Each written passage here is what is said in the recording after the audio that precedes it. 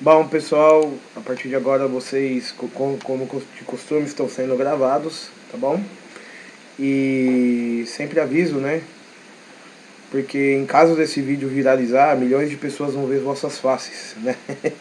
E com certeza, até agora nenhum vídeo meu viralizou, porque não é esse o objetivo do meu canal, né? O meu objetivo é só guardar as aulas de Crisma para que o futuro, às vezes, até os meus filhos no futuro possam estar assistindo essas aulas, né? E isso que é o bacana, isso que é o legal da internet, né? A gente pode guardar essas memórias. Bom, pessoal, a aula de hoje é a continuação da aula da semana passada, que foi dividida em duas partes. A aula da semana passada nós falamos sobre Moisés, né? E a libertação do Egito, certo? Nós falamos também sobre as 10 pragas do Egito. A gente foi aprofundando nas imagens da Sagrada Escritura, das 10 pragas do Egito. E ao mesmo tempo, não só falando, mas nós também fomos fazendo uma reflexão, né, para a nossa vida e também ligando o Antigo Testamento ao Novo Testamento. Então, não sei se a Ana Paula estava, não sei se o Renan teve a oportunidade de assistir essa aula que a gente disponibilizou, mas se não, assista depois, que é essencial para compreender a aula de hoje. E onde que nós paramos na última aula? Moisés, com a ajuda de Deus, liberta o povo hebreu do Egito e eles se encontram no deserto.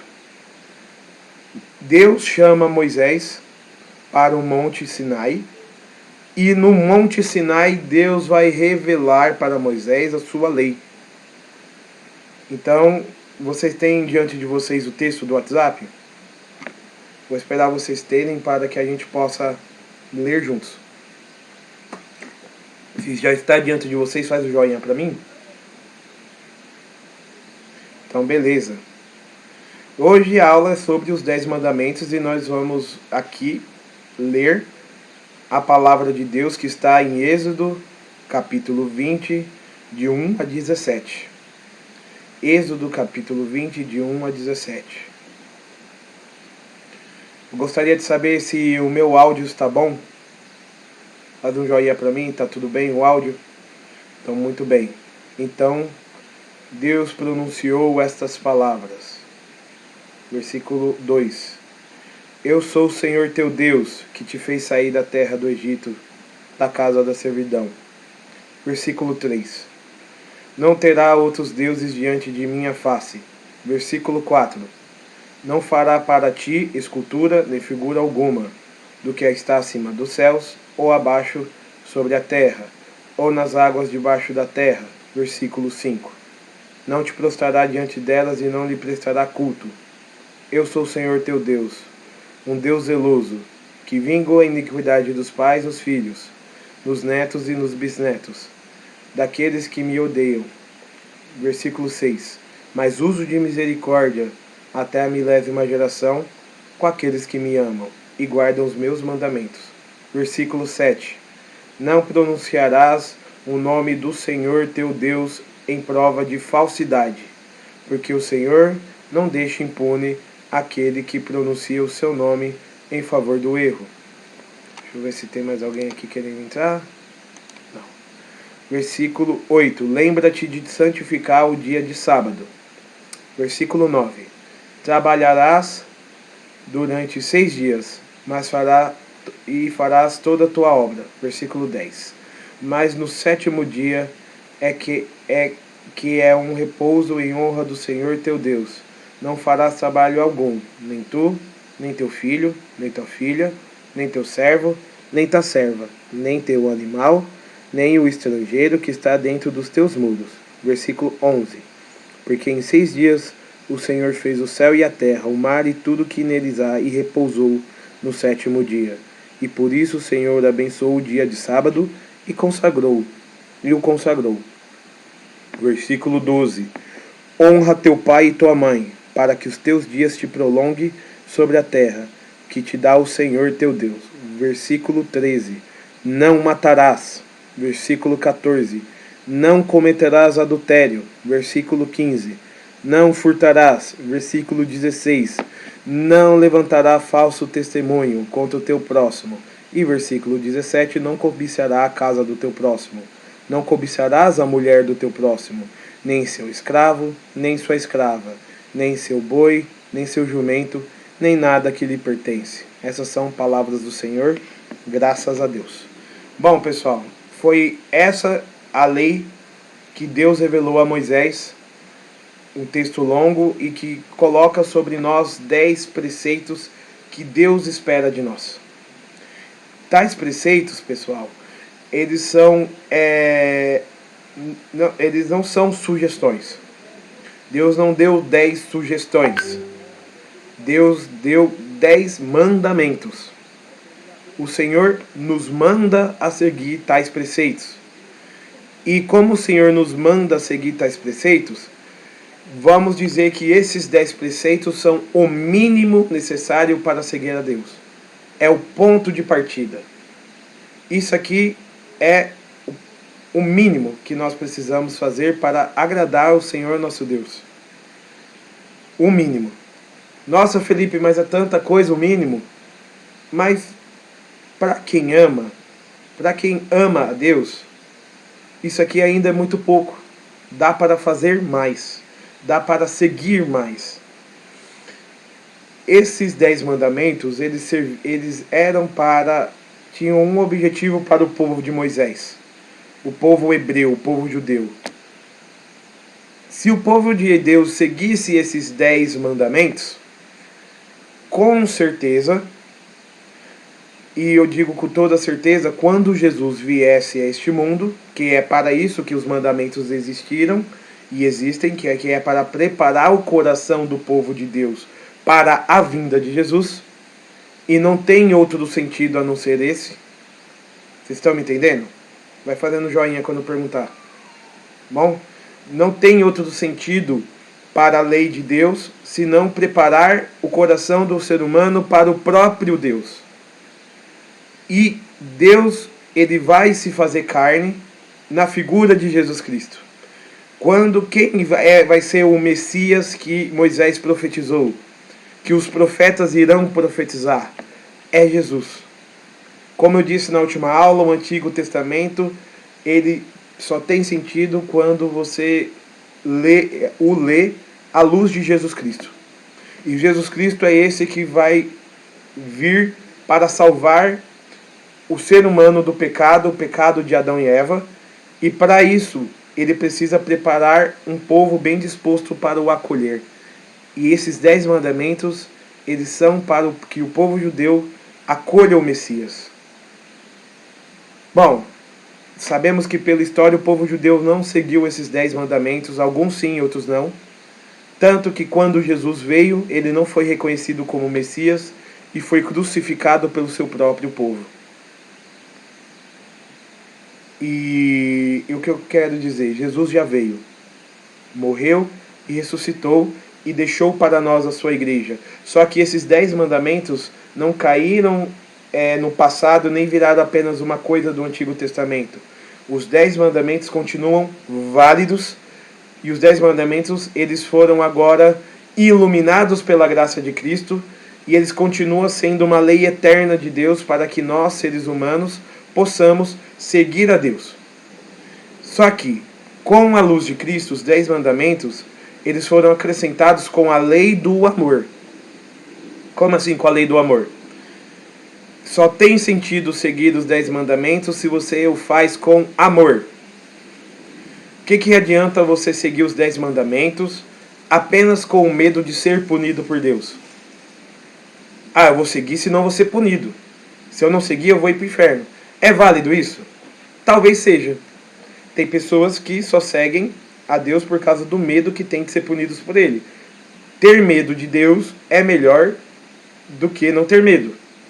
Mas Deus não quer que nós tenhamos medo dele. Um pai, quando ele ama o seu filho, ele não quer que o filho tenha medo dele. Deus é um Deus de amor, é um Deus de misericórdia, e se ele passa esses 10 mandamentos para nós, é porque ele quer nos livrar da condenação eterna do inferno e salvar a nossa alma para a vida eterna no céu. Vocês conseguem compreender isso? Que Deus ama tanto você e me ama tanto que Ele não quer que eu me condene, mas Ele quer que me salve. E Deus é tão misericordioso que Ele vai me passar o caminho. Ele vai me passar o atalho. Ele vai me dar um caminho bom, que é possível eu seguir. Talvez tenha um mandamento ou outro que você fale, meu Deus, é impossível. Não, é possível. Tudo é possível para aquele que acredita em Deus. Amém? Vocês acreditam que para Deus nada é impossível? Se para Deus nada é impossível, a sua dificuldade, a sua limitação não vai ser impossível para Deus resolver para você. Desde que você peça com fé e fale, Senhor, me ajude. E agora, pessoal, eu também vou pedir para que vocês, e eu também, porque quando eu faço uma análise dos 10 mandamentos, eu me incluo porque eu sou ser humano, eu não sou um anjo, tá? E eu não sou Deus, eu sou um ser humano, então quando eu exorto vocês a seguir os 10 mandamentos, eu também estou incluído nisso. Eu estou dando catequese também para mim mesmo.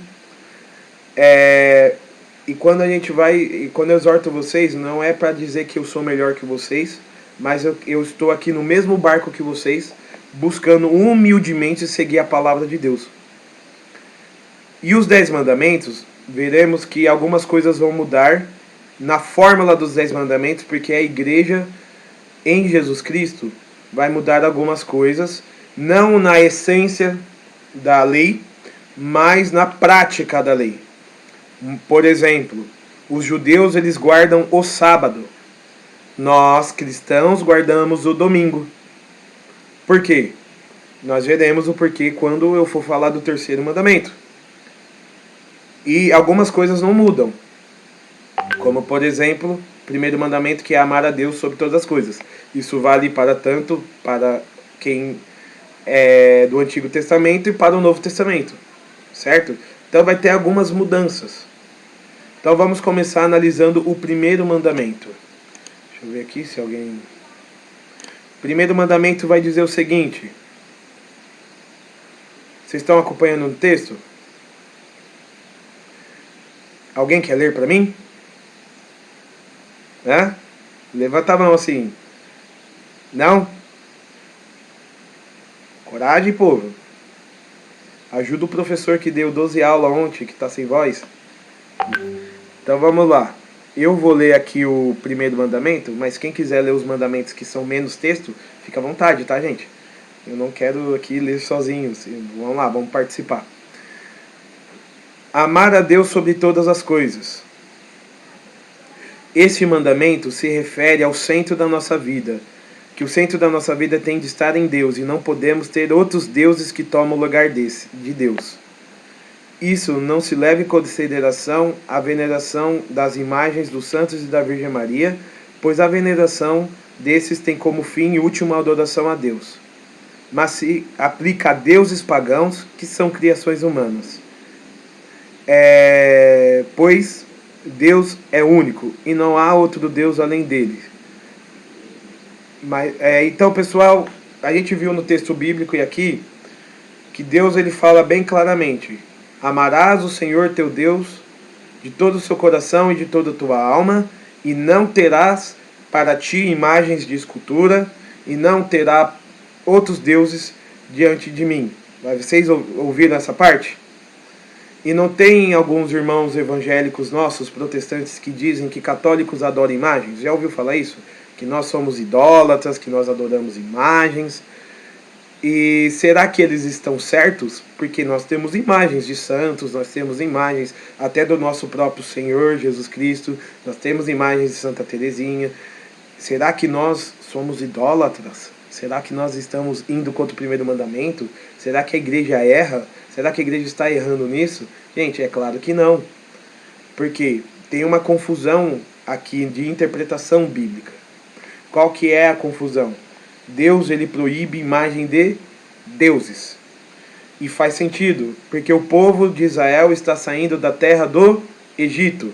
E a terra do Egito é uma terra politeísta. Eles estavam ali cultuando o seu Deus, mas ao redor deles tinha vários deuses egípcios, Anubis, Horus, Ísis, Ra, né? Vários deuses, e a idolatria que os homens faziam a esses deuses era algo que desagradava a Deus, porque esses deuses eles são falsos. Esses deuses eles são criações humanas. E Deus disse: não terá outros deuses diante de mim, não fará imagens de deuses falsos. Mas nós aprendemos com a doutrina da igreja que Jesus, Maria, Jesus é Deus, né? Mas vamos lá, os santos, a Virgem Maria, foram pessoas que serviram a Deus, são exemplos de pessoas que serviram a Deus, exemplos de cristãos. E eles não são deuses. Eles não são deuses. Ora, Deus não nos diz que é proibido criar imagens de escultura de não deuses. E onde que está a prova disso? No mesmo livro de Êxodo, acho que no capítulo 38, Deus vai mandar fazer a Arca da Aliança, certo? E a Arca da Aliança, ele manda ornar com 2 querubins. E manda fazer imagens de 2 querubins. Ora, Deus proibiu fazer qualquer imagem de escultura. E por que ele está permitindo e ordenando fazer imagens de escultura de querubins? Deus está se contradizendo? Seria capaz Deus de se contradizer, gente? Qual a opinião de vocês?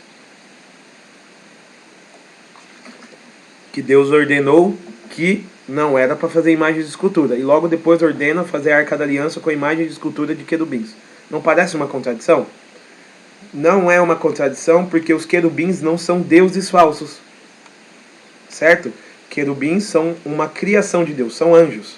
Então não tem problema fazer imagens de anjos, nem imagens de pessoas, porque nós não estamos adorando essas imagens. Nós católicos não adoramos a imagem da Virgem Maria, e nem adoramos Maria, e nem adoramos aos santos. Nós respeitamos e honramos a memória deles, porque se fosse para levar essa interpretação ao pé da letra, se vocês têm aí uma nota de dinheiro, de 10, de 5 reais perto de vocês conseguem pegar para mim? Uma nota de 2, uma nota de 10. Se vocês conseguirem pegar para mim e mostrar para mim, porque Deus proibiu de fazer imagens de escultura, certo? E perceberemos numa fotografia dos nossos parentes, é uma imagem de escultura, certo? As fotografias que nós postamos no Instagram é imagem de escultura. Por exemplo, os bonecos que a gente dá para os nossos filhos e filhas é imagens de escultura. As estátuas que tem nas praças dos grandes líderes são imagens de escultura. Será que nós teremos que quebrar tudo isso? Aqui, ó, abre essa notona de 20 aí, tem mais dinheiro que eu, hein? Você vê a imagem de algo? Qual é a imagem que tem aí? É um mico-leão, né? É imagem de escultura. Ana Paula, você, então, segundo essa passagem, você teria que rasgar essa nota. Certo? Porque você está tendo uma imagem de escultura na sua frente. Então, e falar, imagem de escultura, e diz assim, nem imagem de escultura do céu, de criaturas do céu, nem de criaturas da terra. E aí o mico-leão dourado é uma criatura da terra. Então a gente tinha que rasgar o dinheiro, rasgar todas as nossas imagens, excluir o Instagram. Será que Deus está querendo se referir a isto? É um absurdo. Deus ele está proibindo explicitamente idolatria a deuses pagãos. A Virgem Maria, os santos, que nós veneramos. Agora a gente tem que aprender. Adorar, o primeiro mandamento diz: adorarás somente ao Senhor teu Deus. Está correto, nós adoramos somente a Deus. A Virgem Maria e os santos nós veneramos. E o que é venerar? É respeitar. Por exemplo, a Virgem Maria foi a mãe de Deus. Foi a que trouxe nosso Senhor Jesus Cristo. Ela é mãe de Deus. Tem outra mulher no mundo que é mãe de Deus? Você conhece por aí? Tem alguma mulher do mundo que gerou Deus no seu seio? só a Virgem Maria. E será que ela não é digna de respeito e admiração por causa disso? Por exemplo, São Francisco de Assis. São Francisco de Assis, ele trouxe para o mundo a vivência radical do Evangelho, vivendo a castidade, a pobreza e a obediência, convertendo muitas pessoas para a Igreja Católica. Será que qualquer pessoa no mundo consegue fazer isso? Ou seja, vou pegar aqui Santo Antônio, que ele foi um grande pregador que trouxe muitas pessoas para a Igreja Católica. Será que qualquer pessoa consegue fazer isso? São João Paulo II, que foi um papa recente, ele combateu os inimigos da igreja e trouxe muitos jovens para a Igreja Católica. Será que é qualquer pessoa que consegue fazer isso? São pessoas que são exemplo de cristianismo. E é por isso que nós, ao fazermos suas imagens, ao rezarmos diante da imagem, temos plena certeza que a imagem não é nada. A imagem, ela é um signo. A imagem, ela nos remete à adoração a Deus. Então, toda vez que eu venero a Virgem Maria, eu estou venerando, eu estou adorando a Deus. Toda vez que eu rezo diante da imagem de um santo, eu não estou rezando para o santo em si. Eu estou, através do exemplo que o santo é, indo até Deus. Vocês conseguem entender isso? Por isso que nós católicos não adoramos imagens. Nós católicos usamos as imagens de maneira até pedagógica, que as imagens elas nos ensinam a seguir o exemplo daquele cristão, daquela cristã. E onde que você tirou isso, Felipe? Os primeiros cristãos, eles faziam imagens. Por dois motivos. Os cristãos, eles eram, a maioria no começo do cristianismo, eles eram analfabetos. Eles não sabiam ler. E como que eles eram evangelizados? Através das imagens. Então os cristãos, se você for ver as primeiras igrejas cristãs que eram feitas em catacumbas subterrâneas, porque os cristãos eles eram perseguidos, você vai ver que eles faziam imagens de Cristo, imagens da Virgem Maria, imagens dos mártires, e eles pediam a intercessão dos mártires da Virgem Maria. Eles pediam auxílio para esses. Será que os primeiros cristãos, aqueles que alguns deles viram Cristo pessoalmente, será que eles estão cometendo o pecado de idolatria fazendo imagens? É claro que não. Mas como eles não sabiam ler, o evangelho que eles conseguiam ler era através das imagens. Então, se você não consegue ler as escrituras, você consegue ver as escrituras através das imagens. Então sim, nós católicos temos imagens e não adoramos imagens. Nós as veneramos e as respeitamos como parte do evangelho vivo diante de nós. Porque quem segue o evangelho de forma correta, quem segue esses 10 mandamentos vai ser santo. E se um dia você for declarado santo pela igreja, a igreja vai fazer uma imagem sua. Mas você vai se tornar uma deusa? Um deus? Não. Você vai ser um exemplo para os outros cristãos. Eu vou olhar assim lá, a Santa Ana Paula, padroeira dos podólogos, e eu vou falar assim: rogai por mim, ajuda eu a ser santo também.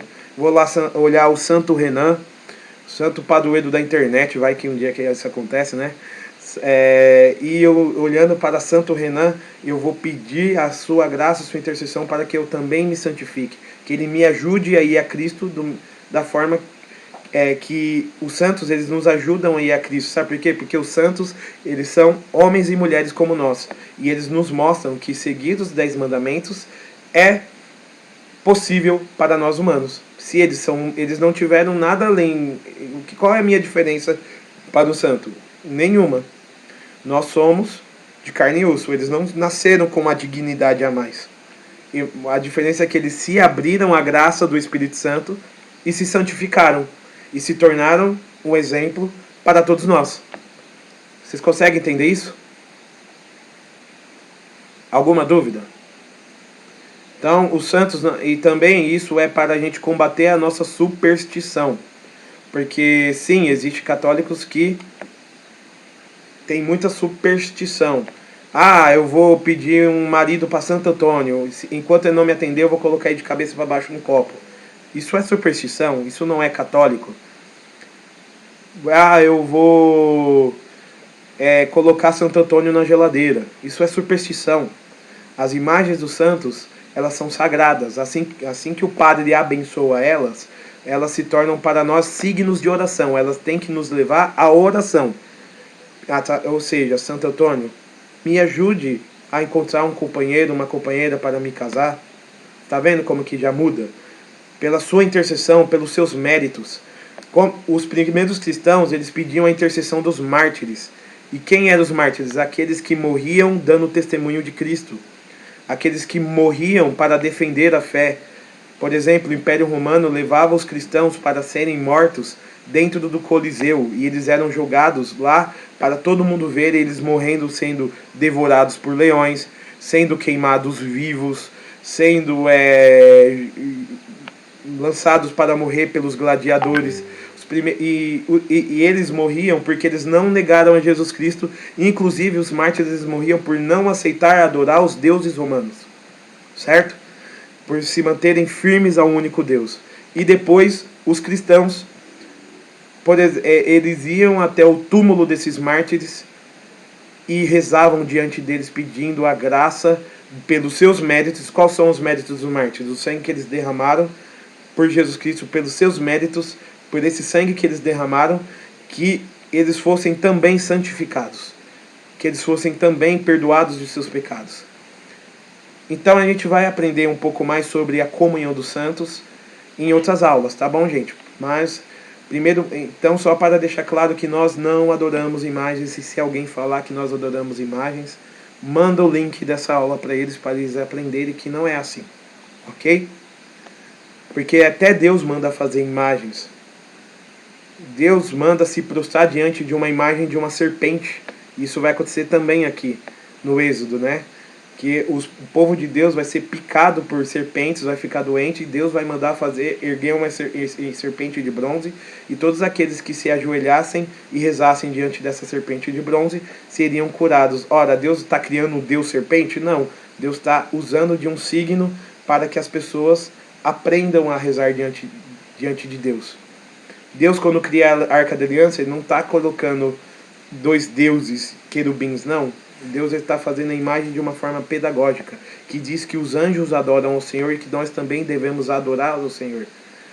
Salomão, quando vai construir o templo, ele enche aquele templo de Salomão cheio de imagens, e essas imagens, elas são imagens de anjos, imagens de animais, que é para dizer que a criação adora ao Senhor. Não quer dizer que ele está colocando imagens de deuses. Senão a gente tem que rasgar todas as nossas notas de dinheiro, senão a gente tem que colocar fogo em todas as nossas fotografias, porque aqui, isso ali é imagem de escultura, não é? Então não é assim que as coisas funcionam, né? Diversas vezes na Sagrada Escritura Deus pede para fazer imagens, certo? Então os protestantes que vão, e os evangélicos que vão por esse caminho, eles erram. Por quê? Porque eles interpretam a Bíblia do jeito deles, do jeito que eles querem, como a gente viu naquela aula sobre a Bíblia. Alguma dúvida, pessoal? Mas a idolatria continua sendo um perigo muito grande, porque nem toda forma de idolatria, agora eu estou voltando ao texto, tá? Está nas doutrinas pagãs. Mas também no nosso dia a dia, quando colocamos algo material e temporal no lugar de Deus. Pecamos quanto ao primeiro mandamento. Por exemplo, quando a gente coloca pessoas, séries de TV, apegos, objetos, tudo isso, se colocando em primeiro lugar na nossa vida, acima de Deus, então é também uma idolatria. Pode-se aprender sobre o assunto consultando o catecismo. Aqui eu coloco o número do catecismo, onde está explicado de maneira mais detalhada. Por que eu não estou pegando o catecismo para ler hoje? Senão a gente vai ficar aqui até 4 da tarde. Então eu estou fazendo um resumo. Mas vocês, como lição de casa, pesquisem esses números do catecismo, tá bom? Para que vocês vejam. Então, pessoal, quando a gente coloca algo no lugar de Deus, e eu vejo muito isso, por exemplo, não rezei. Não rezei por quê? Não tive tempo? Não, é porque eu perdi tempo vendo novela, perdi tempo vendo seriados. É pecado ver novela, pecado ver seriados? Depende. Mas o que não é nesse sentido se é pecado ou não, é quando eu coloco isso no lugar de Deus. Certo? Quando eu coloco algo no lugar de Deus. Tem pessoas que colocam, por exemplo, o namorado no lugar de Deus, o marido no lugar de Deus, o filho no lugar de Deus. Nada na nossa vida pode ser maior do que Deus. Deus, ele deve ser amado sobre todas as coisas. Esse é o primeiro mandamento. Deus em primeiro lugar. E depois vem o restante. E é incrível. Muitas vezes nós colocamos... quando nós colocamos Deus no centro, é incrível como nós começamos a amar mais o nosso próximo. É incrível como, quando a gente coloca Deus no centro, eu amo muito mais a minha família. Quando eu coloco Deus no centro, eu amo muito mais os meus irmãos. Quando eu coloco Deus no centro, eu vou desfrutar de um seriado, de um filme, sabendo de que aquilo ali não toma o lugar de Deus na minha vida. E um exemplo muito claro disso é, por exemplo, o nosso dever de ir à missa todos os domingos. É o dever de honrar a Deus sobre todas as coisas. E se algo impede a gente de ir à missa todos os domingos, esse algo está tomando o lugar de Deus na nossa vida. Nós cristãos temos que orar todos os dias. Se tem algo que me impede de orar todos os dias, esse algo está tomando o lugar de Deus na minha vida. Então, o primeiro mandamento é amar a Deus sobre todas as coisas, de forma que isso seja o centro da nossa vida. Deus tem que ser o centro da nossa vida. Vocês conseguem entender isso, pessoal? Tem alguma dúvida que vocês queiram tirar sobre o primeiro mandamento? Então seguimos. O segundo mandamento de Deus é não falar o nome de Deus em vão. Esse mandamento se refere a pronunciar o nome de Deus de forma que não seja para a sua glória. Falar o nome de Deus em vão é dizê-lo sem respeito para um fim que não é a salvação das almas. Fazer piadas com o nome de Deus e dos santos, da Virgem Maria e dos anjos é uma forma de quebrar esse mandamento. Colocar o nome de Deus em músicas profanas também é uma forma, dentre outras. O nome de Deus é santo. Certo? O nome de Deus é santo. Como que nós estamos pronunciando o nome de Deus? Tem as formas de expressão que a gente fala, ai meu Deus do céu. Isso não é um pecado falar isso. Você não está profanando o nome de Deus. É quando você usa o nome de Deus para fazer piadinha. Certo? Não tem uns humoristas aí que fazem piada com o nome de Deus? Não tem uns humoristas aí que zombam do nome de Deus, da Virgem Maria, dos anjos? Isso é quebrar esse mandamento. É falar o nome de Deus em vão. O nome de Deus é sagrado. A gente viu na última aula que o nome de Deus ele é impronunciável. O nome de Deus não é um nome. O nome de Deus é sua essência. Eu sou aquele que sou. Os judeus não pronunciam o nome de Deus por tanto respeito que eles têm por esse nome sagrado e santo. Os judeus só falam o nome de Deus quando eles estão em rituais, quando eles estão diante da sinagoga, lendo a Sagrada Escritura, porque eles têm um grande respeito com o nome de Deus. Agora, nós cristãos falamos o nome de Deus, temos que falar o nome de Deus quando ele é edificante.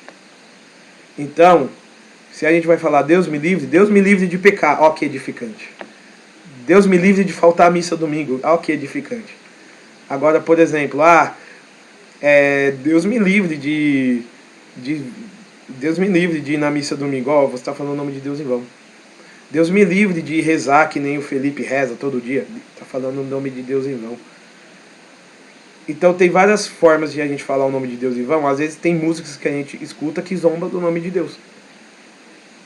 Ora, se você olhar as playlists das músicas que você escuta, está dizendo o nome de Deus em vão? Certo? Né? Então tem músicas aí que fala Deus me livre, mas quem me dera. Né? Já ouviu falar dessas músicas? E tá falando Deus me livre, mas quem me dera do quê? Namorinho, traição, adultério, e usando o nome de Deus, né? Como se o nome de Deus fosse um nada. Então, pessoal, vamos tomar cuidado com a forma que a gente pronuncia o nome de Deus, que o nome de Deus é santo. O nome de Deus é sagrado. Tudo bem? Vamos lá para o terceiro mandamento. Os judeus guardam os sábados, mas nós católicos nós guardamos o domingo. Esse mandamento se refere à guarda do sagrado culto que prestamos a Deus nos domingos e nas solenidades. Não existe catolicismo sem Santa Missa. A igreja tem uma liturgia diária muito rica na qual somos chamados a meditar os mistérios de Cristo todos os dias da nossa vida. Mas é no dia de domingo que celebramos a ressurreição de Cristo. Por isso, é uma obrigação irmos à missa no domingo e nas solenidades que a igreja nos exorta a comparecer. É claro que para um católico que ama Deus e a sua igreja, essa obrigação se torna uma alegria. Nada é mais importante do que a Santa Missa. Pessoal, também para nós, uma vez por semana, no domingo, nós somos chamados a santificar o domingo para o Senhor. Pessoal, domingo, ele vem do latim Domini Dei, ou seja, dia do Senhor. O domingo foi criado para nós irmos à missa. Certo? O domingo era para os romanos o dia do sol. E os cristãos se apropriaram dessa simbologia para dizer que o sol da nossa vida é Cristo. Por que o domingo e não o sábado? Porque Cristo, quando ressuscita, ele ressuscita de domingo. E assim a antiga aliança passa a se tornar a nova aliança. Então, por isso que nós católicos guardamos o domingo, porque domingo é o dia do Senhor. É o dia que Cristo ressuscitou. Então, pessoal, esse mandamento, ele vai nos dizer o seguinte: nós gastamos tanto tempo para tanta coisa na nossa vida, trabalho, a gente trabalha, nós estudamos, nós cuidamos da nossa família, nós cuidamos do nosso casamento, do nosso namoro, e tudo isso é muito bom.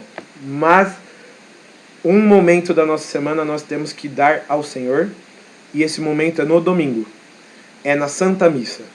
E a Santa Missa nós vamos aprender em aulas futuras um mistério que é a Santa Missa.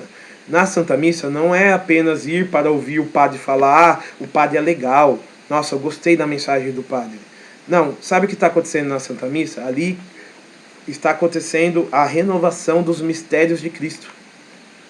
Na missa nós vivemos o Calvário de Cristo, o seu sacrifício, a sua morte e a sua ressurreição, e nós entramos em comunhão com Ele. Toda Santa Missa, Deus, Ele vem renovar o seu sacrifício na cruz por nós.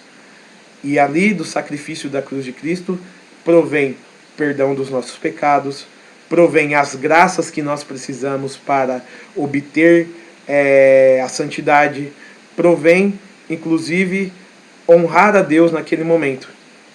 Na Santa Missa nós entramos em comunhão com Cristo, seja de forma sacramental, quando nós comungamos o corpo e o sangue de Cristo, seja de forma espiritual, quando nós entramos em comunhão com Cristo de forma espiritual. Aqueles que não têm a primeira comunhão na Santa Missa podem entrar em comunhão espiritual com Deus. Ou seja, é um momento sublime, é um momento ápice da nossa fé. Não existe catolicismo sem Santa Missa, e nós poderíamos ir na missa todos os dias, mas a igreja nos obriga a apenas ir no domingo. Isso é o mínimo necessário. O mínimo necessário. Ah, professor, eu não tenho tempo. O tempo para Deus devia ser a prioridade. Vamos parar e pensar nisso? O que eu estou colocando como prioridade na minha vida? Será que está valendo a pena? Será que colocando outra coisa no lugar da Santa Missa, será que eu estou me edificando? Ah, mas eu não gosto do padre lá da igreja. Não, mas assim, pensa o seguinte, tem pessoas que não têm missa. Por exemplo, na Amazônia. Na Amazônia as pessoas não têm missa. Porque não tem padre. Não tem padre.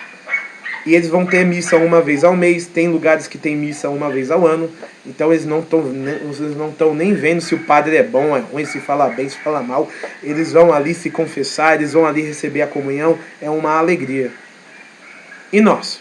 Nós temos missa aqui em São Paulo E eu falo, não tem desculpa, porque aqui em São Paulo tem muitas igrejas. Aqui em São Paulo tem muita opção. Então nós podemos escolher até pelo nosso gosto pessoal, né? Nós podemos até escolher, eu gosto desse padre e tal. A gente tem esse luxo. Tudo bem, não tem problema. Opa, bom dia. Então não tem problema. Que a gente possa ir aonde a gente gosta. Desde que seja uma igreja católica, apostólica, romana, certo? Desde que seja a Santa Missa, ok? Todos os domingos é dia de Santa Missa. A igreja ainda nos dá um subsídio maior. A igreja vê como domingo desde o sábado à tarde. Então, por exemplo, se você for à missa sábado à tarde, tem dioceses que é a partir das 3 horas. Tem diocese que é a partir das 6 horas. Se você for numa missa sábado à noite, você cumpre o preceito de ir na missa do domingo. Certo? Então nós temos o sábado à noite e todo domingo para arranjar um momento para ir à missa. Será que é tão difícil assim? Bom, precisamos colocar as prioridades na nossa vida. Se é Deus a prioridade da minha vida, eu devo amar, como diz o primeiro mandamento, a Deus sobre todas as coisas. Certo? E amando a Deus sobre todas as coisas, a missa dura no máximo 1 hora. Então vai ser 1 hora que eu vou dedicar para Deus naquela semana. E isso não vai atrapalhar a minha vida, mas pelo contrário, vai me dar forças para fazer tudo o que eu tenho que fazer. Vocês estão entendendo, pessoal? Então, a partir de hoje, vocês estão tomando consciência que o domingo é sagrado. Talvez vocês não sabiam que o domingo era sagrado assim. Porque, pessoal, os domingos, eles são sagrados justamente porque é o dia que foi feito para o Senhor. Domingo é dia de churrasco? Claro que é. Domingo é dia de ir pro estádio ver seu time de futebol? É claro que é. Domingo é dia de visitar parente pra praia? É claro que é. Mas isso não pode tirar o momento da missa. Eu gosto de ir na missa amanhã cedo porque assim eu aproveito o domingo todo. Mas às vezes eu vou sábado à noite quando, por exemplo, eu preciso ir, sei lá, viajar, ir no lugar de domingo. Então eu vou sábado à noite, cumpro o preceito e domingo eu fico livre. Às vezes eu gosto de acordar tarde no domingo, não tem problema, tem missa de noite. O que importa é que a igreja está disponível para você. O que importa é que Cristo te espera na Santa Missa. Qual é a desculpa que nós temos para não amar a Deus? Mas também existem pessoas que não podem ir à Santa Missa. E elas não pecam por causa disso. Por exemplo, você tem pessoas que não podem ir à Santa Missa porque elas estão acamadas. Não tem como uma pessoa que está numa UTI ou uma pessoa que é acamada ir para a igreja. Tem pessoas que cuidam das pessoas acamadas e que se elas não encontrar alguém para ficar com elas, elas vão ter que ficar do domingo todo ao lado da pessoa acamada. Então essa pessoa não vai pecar por não ter ido à missa. Vocês estão entendendo? Porque ela tem uma obrigação de caridade. Por exemplo, se eu estou indo para a Santa Missa e eu vejo um acidente e por causa desse acidente eu presto socorro àquela pessoa e perco a missa, eu não estou pecando, porque eu estou ajudando o meu irmão. Vocês estão entendendo? A mulher parturiente, acabou de ter um neném, ela precisa repousar, então ela não precisa ir à missa. Ok? E a igreja é tão boa que a igreja ela manda um ministro com a Sagrada Eucaristia para dar a Eucaristia para as pessoas que não podem ir à missa. Mas, tirando esses casos, se você tem saúde, filhão, se você não é idoso, se você não tem problemas de locomoção, tem desculpa para você não ir à missa. Todo mundo é ocupado. Por exemplo, se eu for falar que eu sou muito ocupado e não tenho tempo, eu faço faculdade, eu trabalho, eu estudo, trabalho e eu sou professor. Sempre tem uma prova para corrigir, eu sempre estou sobrecarregado. Então, o que eu faço primeiro? Primeiro Deus, o que restar eu dedico às outras coisas. E você vai ver que Muito mais que as palavras desse pobre homem que vos fala. É a palavra de Deus que diz.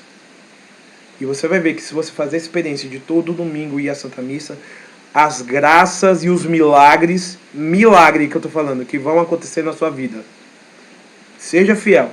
Todo domingo, reserve um horário e vá para a Santa Missa. Pesquise as igrejas que tem perto da sua casa. E vá para a igreja. Faça essa experiência de amor a Deus. Alguma dúvida, pessoal? Bom, pessoal, e aquilo lá. Se você vai fazer isso por uma obrigação, vai ser um porre. Vai ser chato. Agora, se você ama a Deus sobre todas as coisas, como diz o primeiro mandamento, você vai fazer isso com alegria. Meu sonho é ir à missa todos os dias. Eu não consigo. Mas na minha paróquia tem missa de terça e de quinta. E eu vou. Mas eu posso faltar a missa de semana? Pode. Você não pode faltar a missa de domingo. Ok? A de domingo é a obrigatória. Obrigatória é uma palavra pesada. Eu gosto de ver como um compromisso de amor que eu tenho com Deus. E diz uma frase muito comum entre os católicos: domingo sem missa, semana sem graça. Certo? Alguma dúvida? Bom, quarto mandamento: honrarás teu pai e tua mãe. Eita, nós, e agora, hein? Honrar o pai e a mãe. Este mandamento nos diz o respeito que devemos ter pelos nossos pais, superiores e autoridades legitimamente constituídas. Se existe moralidade nas ordens dos nossos superiores, elas devem ser obedecidas. A rebelião não é uma virtude, mas um vício pecaminoso luciferino. Ser obediente e honrar os nossos pais agrada a Deus. O contrário, clama a justiça divina. Pois até nosso Senhor Jesus Cristo, que foi Deus, também teve pai e mãe, em tudo os obedeceu. E obedeceu às autoridades de sua época. Quando disse: dai a César o que é de César e dai a Deus o que é de Deus. Bom, quarto mandamento: honrar teu pai e tua mãe. Mas meu pai e minha... esse mandamento ele diz respeito a nós honrarmos nosso pai e nossa mãe. Porque o nosso pai e nossa mãe deve ser digno de honra. Para muitas pessoas isso não é nem preciso falar. As pessoas amam o pai e a mãe, e muitos que perderam choram a sua perda. Honrar pai e mãe é amá-los. Mas e se meu pai é um cachaceiro que me bateu? E se minha mãe é uma pessoa que me abandonou? Honrar pai e mãe significa agradecer a Deus por estes terem gerado a sua vida. Por pior que seja seu pai e sua mãe, ele te deu a vida. E se não fosse ele, você não existiria. Pegou o ponto? Por pior que tenha sido o seu pai ou a sua mãe, eu espero que não seja o caso de ninguém aqui, é que durante os anos de crise a gente se depara com pessoas que nunca conheceu o pai, que o pai abandonou. Então eu não sei a realidade de vocês, tá? Mas eu sempre falo, por mais que seu pai tenha sido um canalha, agradeça a Deus porque foi por causa dele que você está aqui. É por causa dele que você tem a vida, né? E que se não fosse ele, você não existiria. Pegou a primeira razão por honrar o pai e mãe? Pelo dom da sua existência e da minha também. Segundo motivo para honrar pai e mãe: porque isso agrada a Deus. Vai dizer Eclesiástico 38, filho, ama teu pai e tua mãe, e enquanto você for vivo, não dê desgosto a teu pai e tua mãe. Se na velhice seu pai e sua mãe apresentar demência, apresentar falta de memória, às vezes acontece, né, com os idosos, eles ficam mais lentos, às vezes alguns têm Alzheimer. Tenha paciência e cuide deles. E Deus prolongará os seus dias sobre a terra. Assim vai dizer a palavra de Deus. Quem honra o pai e a mãe prolonga seus dias sobre a terra. Quem honra teu pai e tua mãe agrada a Deus. E se seu pai e sua mãe não foram bons pais, agradeça a Deus por eles darem a você o dom da existência. e busque a Deus um caminho de perdão, um caminho para que você possa perdoar o teu pai e tua mãe, e que você seja muito feliz honrando eles. Para quem casou, por exemplo, eu sou casado. Se meu pai falar, Felipe, vai lavar a louça, eu já sou casado, ou seja, eu honro meu pai e minha mãe, sendo um bom marido para minha esposa. Agora meu pai já não tem mais aquela autoridade de mandar eu ir lavar a louça. Eu posso lavar a louça porque eu amo o meu pai. Mas, por exemplo, quem é menor de idade e vive com seus pais deve os obedecer em tudo aquilo que for moral. Por exemplo, se seu pai e sua mãe falar, mata o vizinho, isso não é moral. E você não e honrar o pai e a mãe nunca deve ser um motivo para você pecar contra Deus. Mas se aquilo que seu pai e sua mãe pede para você é moral e é justo, por que não fazer? Certo? E esse mandamento diz também às autoridades. Por exemplo, prefeitos, juízes. Se o que a lei diz, os prefeitos, juízes, presidentes, que são autoridades legítimas, dizem, é algo moral e não vai contra a fé católica, nós temos de obedecer. Agora, por exemplo, nós católicos somos contra o aborto. Se tem uma lei que fala que o aborto é aprovado, nós não devemos seguir. Porque isso é imoral, isso vai contra a nossa fé. Ok? Então, seguir as nossas autoridades, por exemplo, eu no trabalho, eu tenho superiores. Se aquilo que meus superiores pedem a mim é legítimo, eu tenho de fazer. Se não é legítimo, eu falo, olha, isso vai contra a minha fé. Isso vai contra os meus costumes. Certo? Então eu não faço. Jesus, ele sabia que Jesus ele teve pai e mãe? Jesus sendo Deus, ele poderia não ter pai e não ter mãe. E Jesus, como filho de Deus, ele foi obediente a Maria e José, que eram seus pais aqui na terra. José, sendo seu pai adotivo, porque Maria engravidou por dom do Espírito Santo, não teve participação de José, não teve participação de nenhum homem. Jesus cresceu obediente a Maria e José. Imagina, Maria falava, Jesus, vai lavar a louça. Não, eu sou Deus, vai lavar você, humana. Não, Jesus ia lá e lavava a louça. Jesus, vai ajudar seu pai. Jesus ia lá ajudar o pai. E tem até uma passagem que diz assim, né, que em tudo Jesus obedecia a Maria e José. Em tudo. Porque se Jesus ele é verdadeiro Deus e verdadeiro homem, e ele é um homem perfeitíssimo, como um homem perfeitíssimo, ele iria honrar o seu pai e sua mãe. Se Jesus, enquanto homem, não honrasse seu pai e sua mãe, Jesus estaria pecando. Isso é um absurdo. Então, por isso que Jesus obedece a Maria e a José. Tudo bem, pessoal? Alguma dúvida? Não seguir estes mandamentos significa ser fiel a Deus. Seguir esse mandamento significa o caminho da felicidade. Ser feliz diante de Deus é seguir os mandamentos de Deus. Bom, pessoal, nenhuma dúvida até agora? Vamos trocar de sala? Falta 4 minutos. Então vamos lá trocar de sala. Podem sair, tá? Podem sair, que eu vou criar um link novo.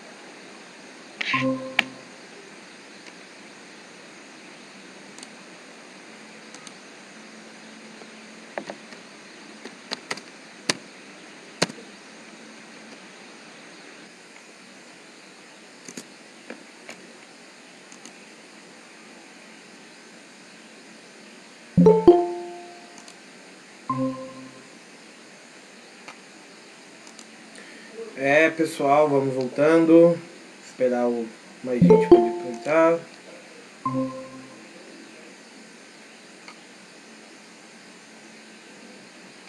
Então, só sintetizando, o quarto mandamento se refere a amar os seus pais e suas mães, honrá-los, não dar desgosto para eles. Depois de casado, ajudar eles na velhice, cuidar deles, certo? É pecado, professor, é pecado botar o papai e a mamãe no asilo? Depende. Você vai abandonar ele no asilo? Você nunca mais vai visitar eles? Não é pecado colocar o pai e a mãe no asilo se você não tem como dar conta da saúde deles, certo? Então às vezes é melhor botar no asilo, mas visitá-lo toda semana. Tem gente que larga os pais no asilo e nunca mais vai visitar, certo? Às vezes para a qualidade de vida da pessoa, o asilo ajuda. Agora, se seu pai é lúcido e sua mãe é lúcida, cheia de saúde, ou tem doenças que não são tão graves, não tem por que botar no asilo, né? Imagina que absurdo. Asilo é para os idosos que precisam de mais assistência, até uma assistência mais profissional. Caso você precise colocar seus pais idosos no asilo, não é para abandoná-los lá, é para que você possa dar uma qualidade de vida melhor para eles e visitá-los todas as semanas, certo? Então não é um pecado você colocar seus pais no asilo se eles realmente precisarem, desde que você não os abandone lá, né? Tem gente que abandona os pais, né? Isso para mim é algo que desagrada muito a Deus, né? Bom, pessoal, nenhuma dúvida até agora? Muito bem, então vamos para o quinto mandamento. Vamos lá, quinto mandamento. Não matar. Aí você fala assim, oba, nunca matei. Tô livre. Mas o que é matar, né? Tem um modo literal e tem outras formas de você matar pessoas. Vamos ver. Este mandamento se refere a todo tipo de morte causada voluntariamente. Então, o que é matar voluntariamente? Eu quero matar e matei. Certo? Então, se aplica para os assassinos, se aplica para os homicidas, certo? Se aplica para todos aqueles que querem matar de forma voluntária. Isso se aplica ao assassinato, ao aborto voluntário, à eutanásia, ao uso de anticoncepcionais que priva a vida de se iniciar e alguns são até abortivos. As palavras de morte e maldição, o desejo interior que alguém morra ou vá para o inferno. Não peca neste mandamento quem matou em legítima defesa. Então vamos lá. Matar. Pode ser matar assassinando, pá. Pode ser o terrível pecado do aborto voluntário, quando a mulher grávida, e não só a mulher, que o pessoal gosta de culpar só a mulher, mas o homem que também não quer, o pai que paga o aborto para a mulher fazer, ele é assassino também, certo? Os médicos que participam do aborto, eles pecam também, eles estão participando do homicídio. O governo que libera o aborto também está pecando, certo? Ou seja, todo mundo que participa, quem aconselha o aborto, olha, eu conheço um lugarzinho ali que vai dar um jeito. Quem aconselha uma pessoa a abortar está cometendo o quinto mandamento de não matar, certo? É o aborto voluntário, porque tem o aborto espontâneo. A mulher engravida, por questões naturais, a gestação não vai para frente. Então, aquilo ali não é pecado, é uma coisa da natureza, né? É quando a mulher e todos os envolvidos nesse processo participam do assassinato de um inocente, porque a Igreja Católica defende que a vida ela começa desde a concepção. Quando o espermatozoide encontra o óvulo, ali se concebe uma nova vida humana e ali o fato de você tirar essa vida de modo voluntário, ou seja, de você fazer isso de maneira que você queira fazer isso, você ninguém te obrigou, você vai lá e faz porque quer, e isso é um assassinato de uma vida humana. Assim como também a eutanásia. A eutanásia é quando, sem um motivo grave, você desliga os aparelhos de um doente e por causa disso ele morre. A Igreja Católica defende que a vida ela começa e termina de forma natural, desde a sua concepção até a sua morte natural, ok? Então, outras formas de você matar as pessoas com as palavras, por exemplo, eu te odeio, você é um maldito, certo? Eu quero que você vá para o inferno. Quando você fala isso com intenção de magoar, você está matando a pessoa no seu coração. Está matando a pessoa na sua alma. Você está desejando o mal para essa pessoa. E uma coisa que não configura isso é quando você não peca por contra o quinto mandamento quando você está agindo em legítima defesa. Como assim legítima defesa? Alguém entra na tua casa. Aí você vai lá, pega uma faca no bucho do cara. O cara vai tá invadindo a tua casa ou vai te matar. E você mete a facada no bucho. O cara morreu. Na verdade, você não cometeu nenhum pecado. Por quê? Porque você está defendendo a si mesmo e defendendo a sua casa. Certo? E legítima defesa, ela não é pecado. Na verdade, é um dever moral. Por exemplo, se eu tenho uma arma legalizada, né? Porque o católico que compra arma no clandestino está pecando, né? Mas se eu tenho uma arma e um ladrão entra na minha casa e vai querer fazer mal para minha esposa, para o meu filho, eu tenho o dever moral de proteger a minha família, mesmo que eu tenha que dar a minha vida por isso.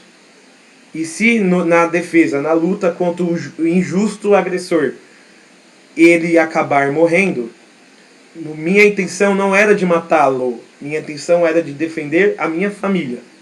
Então, quem está em legítima defesa da sociedade, como também os policiais, quando eles estão numa troca de tiro e o bandido morre, o policial não é um assassino, ok? Ele não comete pecado por causa disso. Quando a legítima defesa é pecado? Quando ela não é uma legítima defesa. Por exemplo, eu imobilizei o ladrão, ele está lá preso. Eu falo, agora você vai ver, começo a dar paulada nele. Eu já imobilizei o cara, então por que eu vou continuar batendo nele até ele morrer? Aí eu tô pecando, entendeu? Porque aí eu já neutralizei o perigo e mesmo assim eu quis descarregar a minha raiva nele. Vocês estão entendendo? Então a legítima defesa proporcional, ela não é pecado.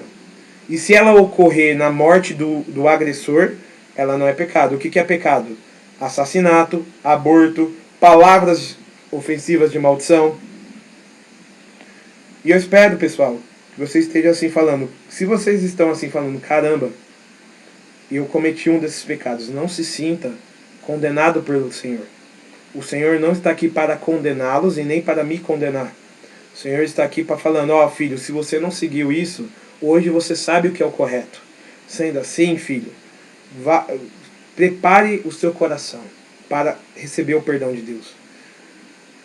E imagina, Ana Paula, você vai receber o batismo.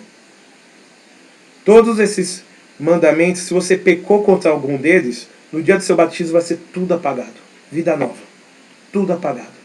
Você não vai precisar... E quando você for se confessar com o padre, você vai precisar apenas se confessar dos pecados depois que você cometeu do batismo.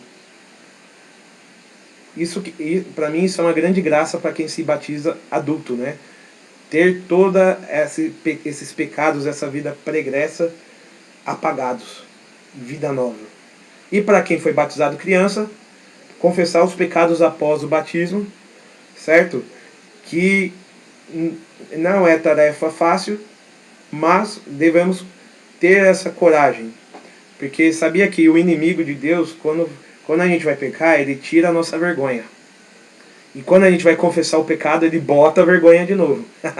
Engraçado, né? Então, diante do sacerdote, quando nós formos se confessar, que a gente com muita humildade não se confessa as suas culpas, se você não tem humildade de reconhecer que você pecou contra Deus, e não é por causa do inferno, mas é porque Deus é amor e você foi contra o amor de Deus, é digno de ser amado, e quando eu peco, eu vou contra a dignidade de Deus. Né? E isso é o pior crime. O pior crime não é eu ser condenado ao inferno, mas é eu desonrar a dignidade de Deus. Então, o santo, aquele que quer seguir a Deus de verdade, ele não vai ter medo do inferno, ele vai ter medo de ofender a Deus, certo? Ele vai ter medo de ofender. Imagina o pai mais amoroso do mundo, imagina a mãe mais amorosa do mundo, e você vai lá e erra com aquela pessoa, não dá uma dor? Se não é seu pai e sua mãe, imagina aquela pessoa que você fala, caramba, errei com essa pessoa, não dá um remorso? Você vai lá e pede perdão arrependido, não pede? Imagina com Deus, que é o amor puro. Imagina com Deus, que é a majestade infinita e a misericórdia. O pecado faz com que nós erremos com Deus. Então nós devemos pedir humildemente o perdão, assim como nós pediríamos o perdão por aquela pessoa que a gente admira e a gente foi lá e errou com ela. Não é porque aquela pessoa vai te castigar, você está entendendo? Ela não vai te castigar, mas você sabe que ela se magoou com você. Então você vai lá e pede perdão, humildemente.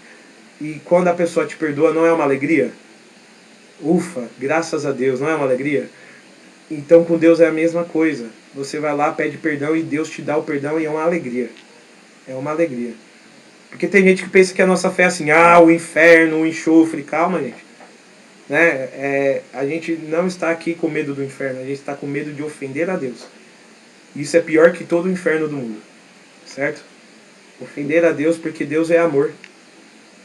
Certo? E nós, quando pecamos, estamos indo contra o amor. É com essa humildade que eu entro na reflexão do sexto mandamento, que para muitos é um dos mandamentos que para o mundo de hoje,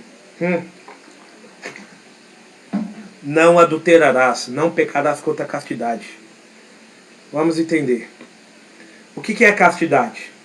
Castidade é um equilíbrio entre o corpo e a alma e o uso correto da sexualidade em cada estado de vida. Deus criou o sexo bom. Quem criou o sexo? Deus. Deus mandou, crescer e multiplicai-vos.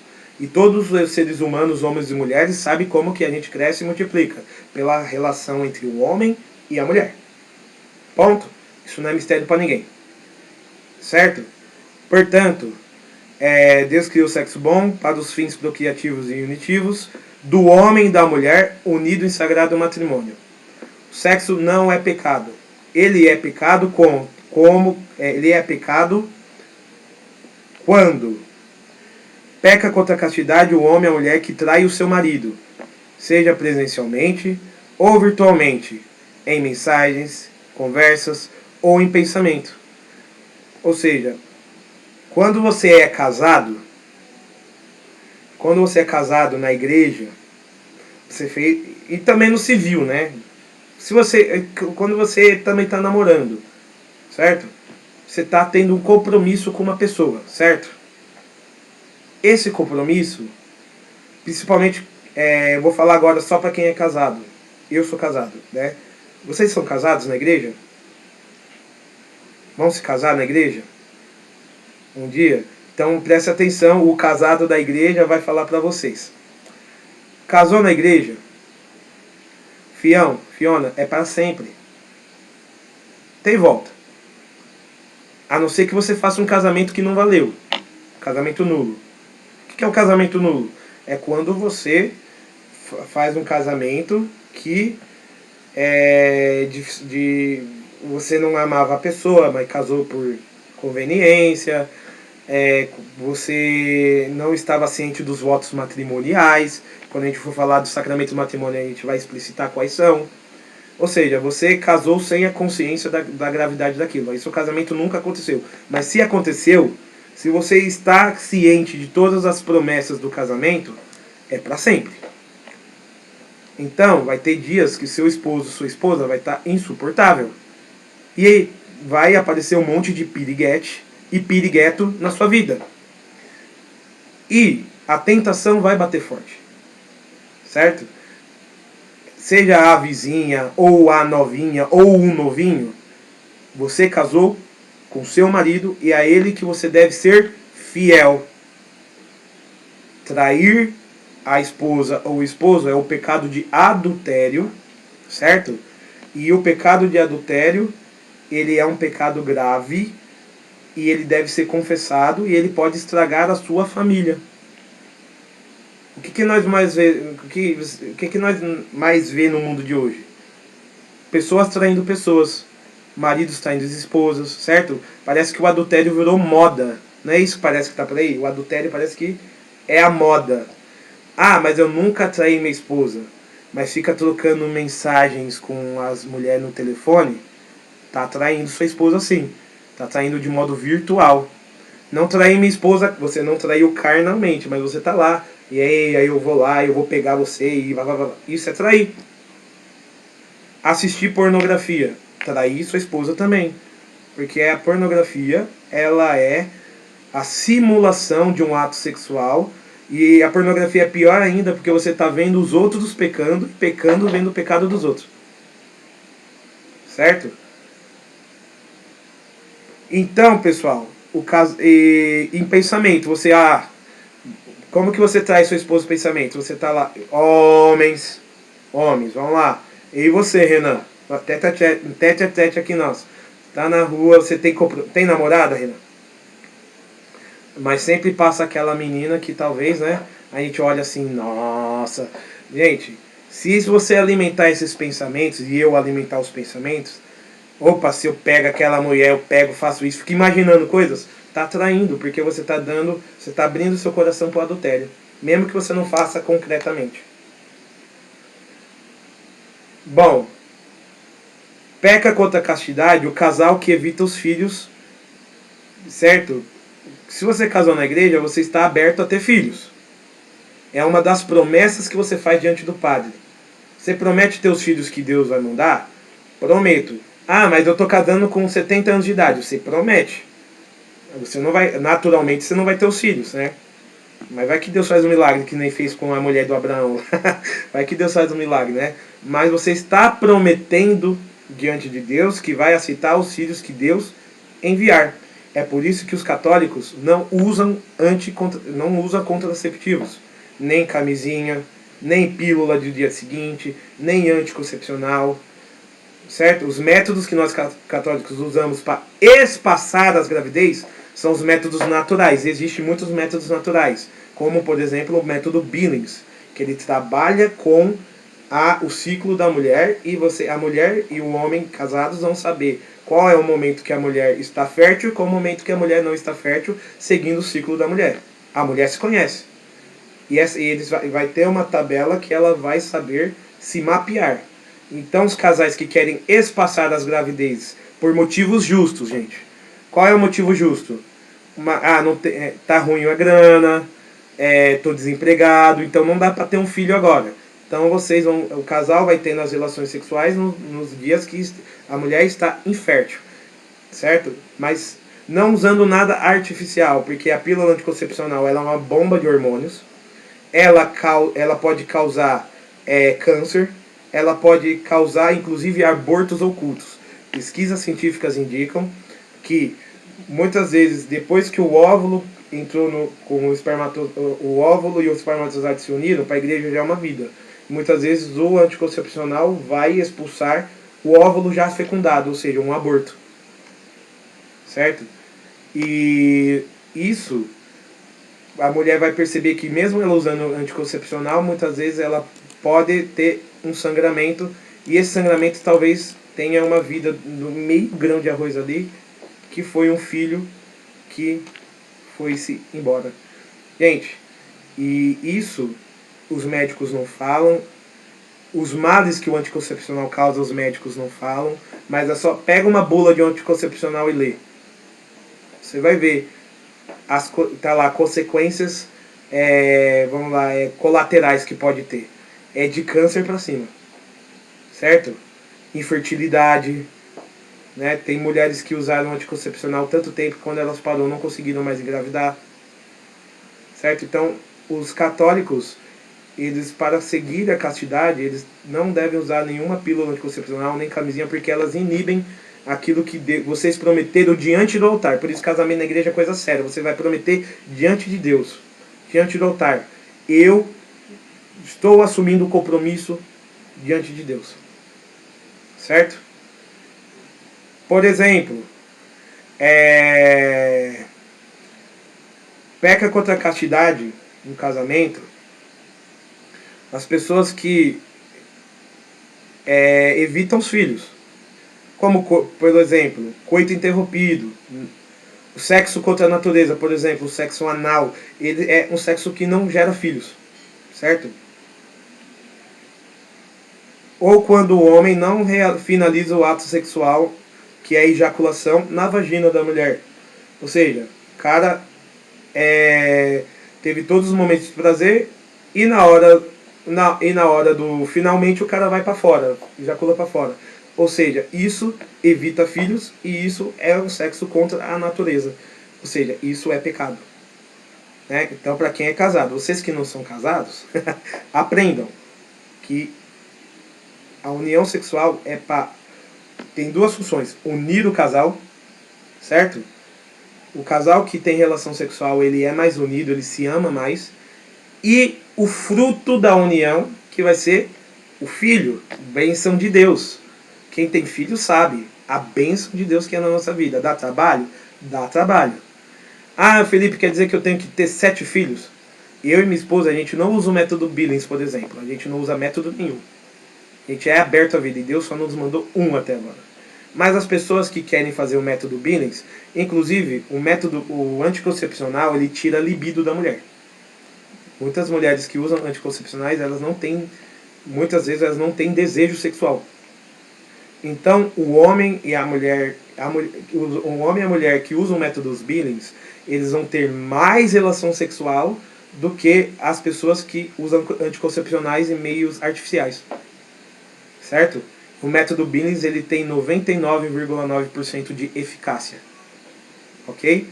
Então, mas o método Billings ele não é a camisinha católica, vamos dizer assim. As pessoas que usam o método Billings só para evitar filhos, mas elas têm condição financeira de ter filhos, condições morais, elas têm condições, mas elas não querem ter filhos e ficam usando o método Billings, elas estão tentando enganar a Deus. Então, cada casal vai saber sua questão. Tem pessoas que casam na igreja depois da menopausa, então é claro que não vão ter filhos, ok? Mas a vida, ela deve ser acolhida para o casal católico, para o casal que se casa na igreja, ok? Bom, pessoal, também peca contra a castidade o solteiro que tem relações sexuais antes do casamento, seja com outra pessoa ou sozinho pelo meio da masturbação. Pessoal, a castidade é um equilíbrio entre mente e corpo no seu estado de vida. Quem é casado vai viver a castidade enquanto for fiel ao seu esposo, à sua esposa. Certo? E quem é solteiro? Gente, Deus criou o sexo para o casamento. Quem comete sexo antes de casar, comete pecado. Ok? É o pecado da fornicação. Vixe, eu não sabia disso. E agora? Estou condenado? Não. A partir de agora não faça mais. Se você não está casado na igreja, você é chamado a viver a castidade até o casamento. É fácil, gente? Com certeza não é fácil. Certo? Eu e minha esposa, nós casamos virgens. E a gente namorou 5 anos e 8 meses. Foi um tempo que nós nos conhecemos. O sexo antes do casamento, ele atrapalha você de conhecer a pessoa com quem você está se relacionando. Certo? Porque você vai envolver as paixões e o contato corporal e muitas vezes não vai dar para você conhecer a alma da pessoa. Certo? Quem ela é, porque você vai estar imbuído das paixões.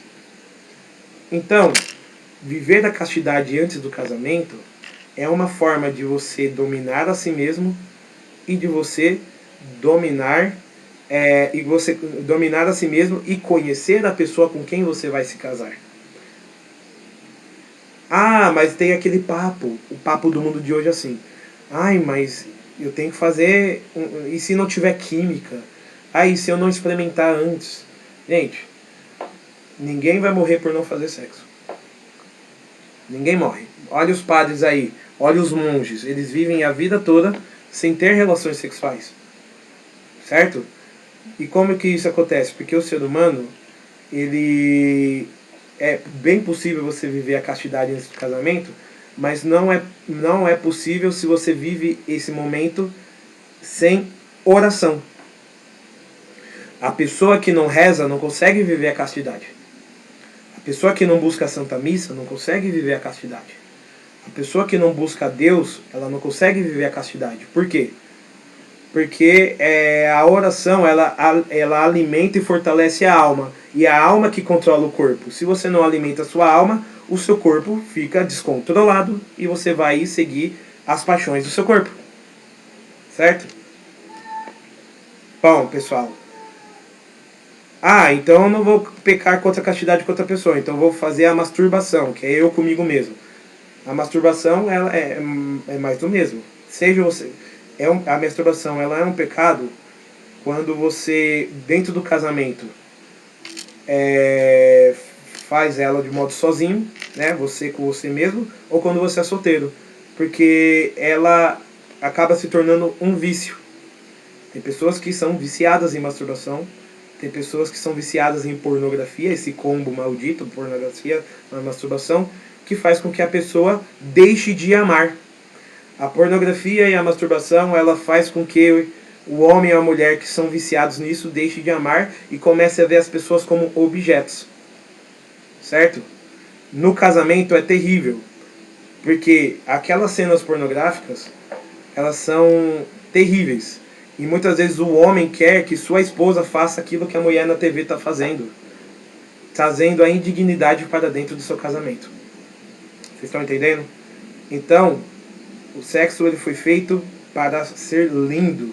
O sexo, um homem e uma mulher na cama, que é quando eles são casados, e o homem e a mulher entra em relação sexual, aberta à vida, ela é um ato de oração. A cama, ela é o altar do casal.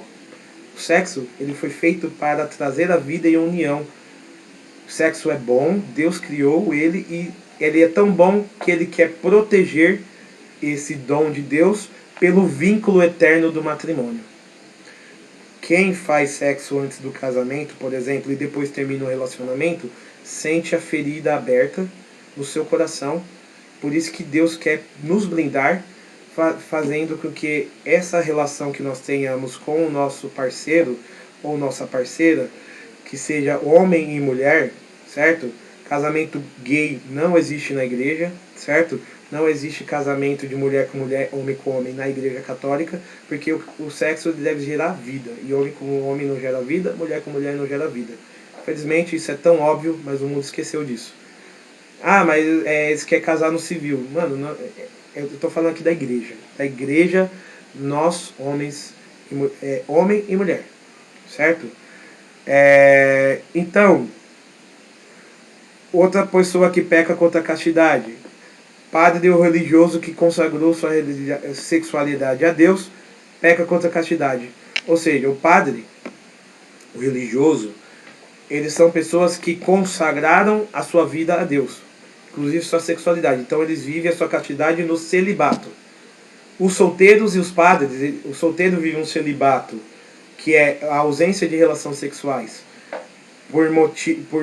por temporário, né, motivo temporário, ou seja, uma hora o solteiro vai se casar e vai ter agora as relações sexuais dentro do casamento, e o padre ele vai consagrar um celibato perpétuo. A freira, o padre religioso, eles vão consagrar um celibato perpétuo, ou seja, eles vão viver sem relações sexuais o resto da vida deles, e eles vão viver sozinhos, ou eles vão viver em comunidade, em um ambiente onde eles vão fortalecer e ter muito mais vida de oração do que nós que não somos casados ou solteiros. Então para eles é mais tranquilo de viver a castidade.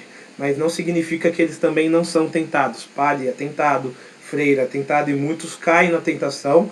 E quando uma pessoa comete o pecado de ter uma relação sexual com um padre ou com uma freira, ele está cometendo o pecado de sacrilégio, que é quando você está profanando o corpo de uma pessoa que é consagrada a Deus, certo? Infelizmente, na igreja de hoje, muitas padres e freiras caíram nesses pecados e, de forma escandalosa, saiu até na mídia. Muitas pessoas, inclusive, têm o pecado, esses pecados, né, até da pedofilia. Muitas pessoas conheceram a Igreja Católica de maneira negativa. Pelo quê? Pela pedofilia que alguns padres cometeram. Isso é lamentável, porque o padre, ou a freira, ou o frei, ele deve viver o celibato. E por que eles caem nesse pecado? Por falta de vida de oração, por traírem o evangelho que eles juraram defender. Certo, pessoal? Como cristãos, devemos cultivar a pureza dos pensamentos e nos costumes. Certo? Então, nós só vamos viver a castidade, não importa o seu estado de vida. Se é casado, se é solteiro, se nós tivermos uma coisa chamada pureza de coração. O dom da pureza. Certo? O dom da pureza. E não dá para viver a castidade sem o dom da pureza. O que é o dom da pureza? De eu enxergar as pessoas da maneira correta. Eu enxergar a minha esposa como filha de Deus, não como um objeto. Eu enxergar minha esposa como filho de Deus e não como um objeto. Eu enxergar as meninas e os meninos que eu vejo na rua como filhos de Deus, amados por eles e não um objeto. Certo? E isso só vai ser dado a nós se nós implorarmos diante de Deus a virtude da pureza. Mas também tem a forma de agir, a forma de se vestir. A gente tem que se preocupar também com as roupas que a gente veste. Mulheres e homens, tá? Tem gente que gosta de jogar tudo nas mulheres. Não, mulheres e homens. Se você é um homem que é avantajado, tem o tanquinho, pra que você vai ficar mostrando isso na rua, rapaz? Entendeu? Pra quê? Para as meninas pecarem contra a castidade? Pensando coisas que vêm do seu corpo? E mulheres, pra que você vai ir na rua de shorts curtos? Ou ficar mostrando o decote? É pra quê? É pra sensualizar? É pra fazer os homens caírem em tentação? É difícil para um homem viver a castidade no mundo de hoje, onde todo mundo está andando pelado na rua. Certo? Eu, às vezes, tenho que andar com o olhar para baixo. Dependendo do lugar, tenho que olhar para baixo. Por quê? Para não cair na tentação. Certo? Opa, vi tá visto. A questão é, o que você vai fazer com esse pensamento? Você vai ficar alimentando pensamentos? Não é porque a menina tá de short curto que você, tá de short curto, então vou olhar, né? Que ninguém manda. Não. Deixa de ser safado, cara. Você viu? Beleza. O que você vai fazer com esse pensamento? Você vai alimentar ou você vai jogar fora? Joga fora tudo que não vem de Deus. Mas seria tão bom se os homens e as mulheres se vestissem de maneira decente. Às vezes até na igreja, você vai na igreja, tem gente de short. Você vai na igreja, tem mulher de mini saia. E isso é uma vergonha. Por quê? Porque nós devemos guardar o nosso corpo, porque o nosso corpo é templo do Espírito Santo. Deus habita no nosso corpo e a gente não pode profanar o nosso corpo. Ou seja, a castidade é a gente ser fiel à nossa sexualidade e ao nosso estado de vida. Vivendo o sexo da maneira correta e linda que Deus criou no casamento, sendo fiel a Deus e aguardando quando nós somos solteiros, e quem é padre, sendo fiel ao seu celibato, sabendo que o seu esposo é Jesus Cristo e a igreja. Certo? O padre e a freira, eles se casam com a igreja. E eles têm o seu tempo disponível para fazer o amor e a caridade. E quando eles não fazem o amor e a caridade, sobra tempo para Satanás tentar eles e eles caem. Certo? Pode ter certeza que uma pessoa que ocupa seus pensamentos e o seu tempo com coisas dignas não cai contra o pecado da castidade. Agora a pessoa que é ociosa, já diz, mente vazia, oficina de quem? Do diabo. Por isso que nós sempre temos, a gente não, as coisas que a gente mais faz é perder tempo fazendo coisas que não eram para nós fazermos. A ociosidade, ou seja, gastar o tempo fazendo nada de produtivo, gera as ocasiões de pecado para a gente cair no sexto mandamento. Quem caiu no sexto mandamento, como eu já caí algumas vezes quando era solteiro, no pecado solitário, do pecado da masturbação, era sempre no momento que eu estava ali moscando. Certo? Mas graças a Deus o confessionário me limpou e eu pude viver um namoro santo, estou vivendo um casamento, que às vezes no casamento tem momentos momentos pontuais que o casal tem que viver um momento de castidade. Minha esposa, por exemplo, o parto dela foi muito difícil. Ela teve alguma laceração, teve o bebê recém-nascido. Chegamos a ficar meses sem ter relação sexual. Certo? E eu fui procurar a vizinha, a prostituta, fui pro banheiro me masturbar? Não. Fui fiel à minha esposa. Fiel. Certo? E se não tenho a relação sexual, então quer dizer que eu tenho mais tempo para rezar. Tenho mais tempo para ler. Tenho mais tempo para dedicar aos estudos. Certo? Então a gente deve fortalecer a nossa alma para que o corpo não caia em tentação. Certo? Alguma dúvida sobre o sexto mandamento?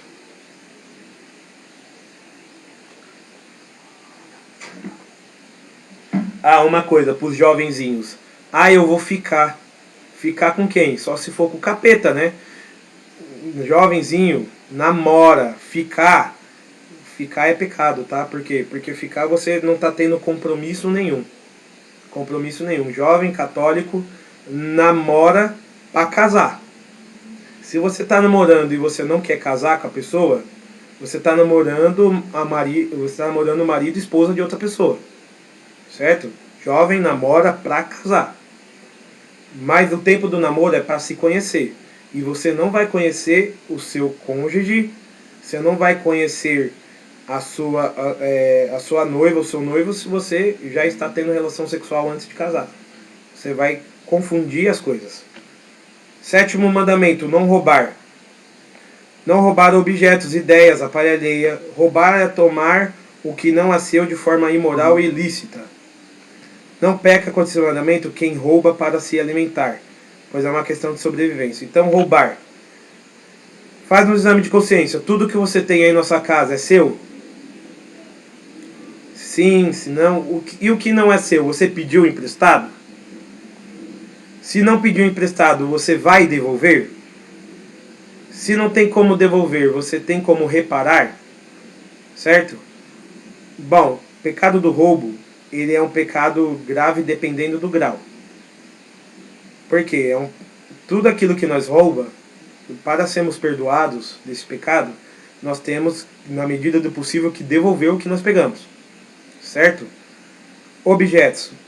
Por exemplo, roubar é a intenção maléfica que você tem de pegar o que é do outro para você. Certo?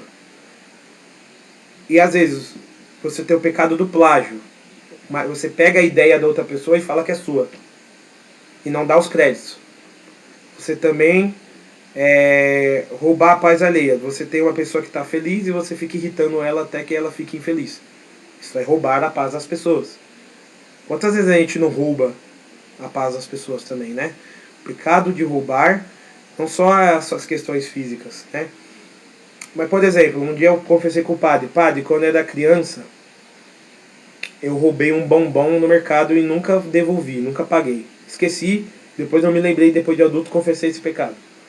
O padre falou que o pecado está perdoado, que não tem como eu devolver depois de tanto tempo. Então, o que você faz, meu filho? Quando chegar a Páscoa, você compra uma caixa de bombom e dá para uma criança carente. É uma forma de você reparar o roubo. Agora, por exemplo, eu roubei em muitas quantias de dinheiro, gastei tudo e não tenho como devolver.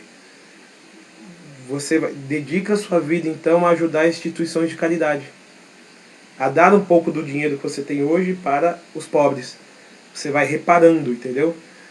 E a gente tem que ter muito cuidado, porque, por exemplo, uma pessoa que não tem o que comer e ela pega um pão do mercado para comer, ela não está roubando, sabia? Porque quando você está com fome e você pega algo que tem para comer e você só tem aquilo, só tem aquela possibilidade, você não está roubando porque é uma questão de sobrevivência. Ok? Então, é claro, você tem que tentar todas as opções. Não tem o que comer. Você me dá um prato de comida, você pede dinheiro. Se ninguém te ajudar e você vai lá no mercado e pega um pão e come, você não pode ser punido por causa disso. E isso não é pecado. Tanto no direito, sabia? E tanto na lei de Deus. Roubar é quando você pega algo que não é seu. Se você está com fome e uma pessoa tem alimento e você come o alimento dessa pessoa, você está pegando algo que é de justiça que é para a sua sobrevivência. Tirando isso, é roubo, certo? Ah, eu tô com fome, eu vou roubar 1 quilo de filé mignon. Meu filho, eu tô com fome, eu vou roubar uma picanha. Você não precisa disso. Você pode pedir, você pode buscar lugares. Aqui em São Paulo é impossível disso acontecer. Você tem bom prato por R$ 1, né? R$ 1 você mata a sua fome. R$ 2,50 por dia você almoça, você toma café da manhã e você janta no bom prato. R$ 2,50. 50 centavos o café da manhã, R$ 1 o almoço e R$ 1 a janta. Mas tem lugares que você não tem essas opções. Mas tirando isso, que não é o nosso caso, que nós não somos não estamos vivendo essa miséria, para que você vai pegar o que não é seu?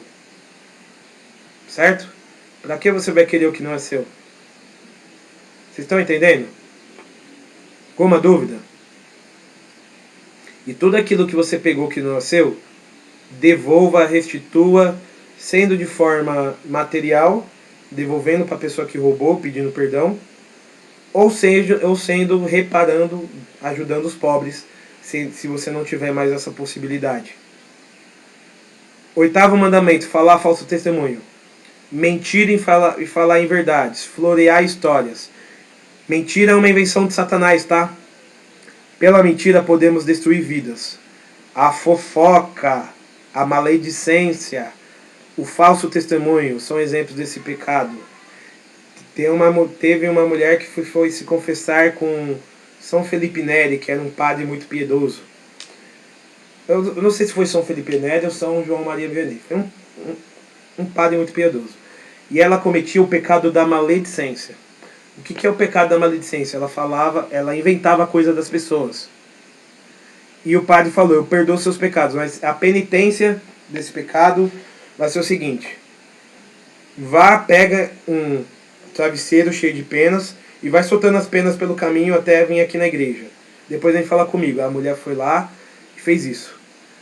Aí ele falou o seguinte, vá agora e pegue todas as penas que você jogou pelo caminho e coloca de volta no travesseiro. Ela, padre, isso é impossível, voou pena para lá, voou pena para cá. E fala, assim é o pecado da maledicência. Muitas vezes quando você desonra a imagem e a boa fama de uma pessoa, é quase impossível de você reconstituir. É como se você fosse pegar as penas do travesseiro que voou e colocar de volta. Muitas vezes quando a gente fala uma fofoca, a gente está destruindo a vida de uma pessoa para sempre. A boa fama dela, o bom nome dela.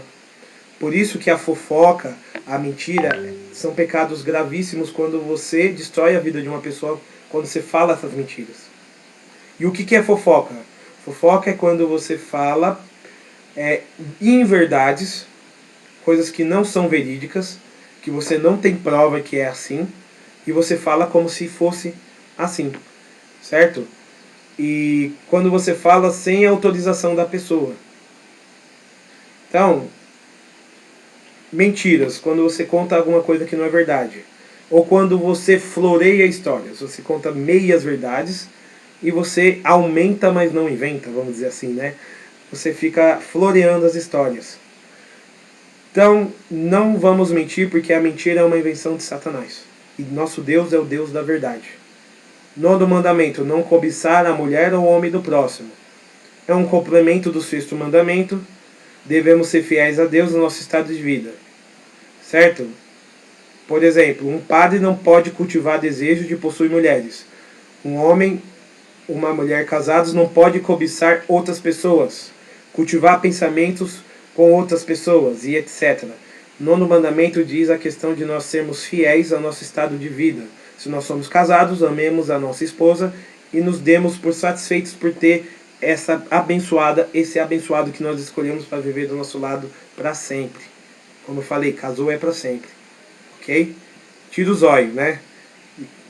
E tira os olhos dos outros também, né? Foca no que é seu. E 10º mandamento, não cobiçar as coisas alheias. Se como vimos os 7 mandamentos, não podemos roubar.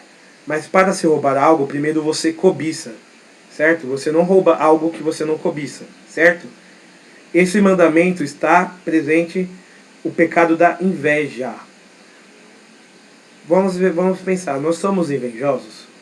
Porque esse 10º mandamento diz respeito a você querer a vida do outro, as coisas do outro, você ficar triste porque o outro tem algo que você não tem e você quer o que é do outro para você. Por exemplo, o seu amigo comprou um carro, você, nossa, que carro bonito, eu queria ter tanto, e você fica triste em vez de ficar feliz pelo seu amigo. Certo? Em vez de você lutar para ter seu carro, você vai ficar triste porque seu amigo conquistou um carro e você não. E você fica, eu queria tanto ser a outra pessoa. A gente não tem que tentar ser outra pessoa, a gente tem que ser nós.